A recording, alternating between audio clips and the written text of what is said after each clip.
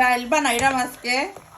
ডাইল আসলে খাইতে আমার যে ভালো লাগে, এক উইক যদি ডাইল খাই না আমার কাছে লাগে যে মিস করলাম। তো ডাইলের ফুল রেসিপি যদি কেউ আমার দেখতে চাইন, সুভাষ ব্লগ ইউকে ইউটিউব চ্যানেলও আছে। আর আমি ডাইল বানাই জেনে টমেটো, নাগা, এলো, লেমন, এরপরে কাঁচামরিচ কতটাও দেই, আর ফাঁসফুরন, আস্তা রসুন, শুকনা মরিচ, কাঁচামরিচ, নাগামরিচ সবটা দিয়া। নাগামরিচ যে একটা একটা হইলো লন্ডনের রেড পেপার হয় নাকি, তা হিলা জাল হয় না, সব তো পরিমাণ মতো দিয়া নাইস হইরা। দেখো কত ডাইলের কালার যে সুন্দর হয় বাগার স্পেশালি।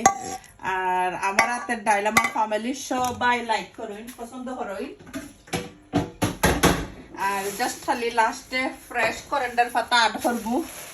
তো অনেকে আসেন ভিডিওগুলা দেখুন, সুন্দর কমেন্ট করেন, অনেক ব্রাদার এন্ড সিস্টার আসেন। থ্যাংক ইউ এভরিওয়ান যারা আমার সবসময় সাপোর্ট করেন, সুন্দর কমেন্ট করেন। আর আজকে ফ্রোজেন করেন্ডার পাতা বাসাত ফ্রেশ নাই, সবসময় আসলে ফ্রেশ থাকেও না। আর দেখো লুক কত নাইস হয়েছে, ঠান্ডা হইলে লুক আর কি দেখা যায় রিয়েলি নাইস।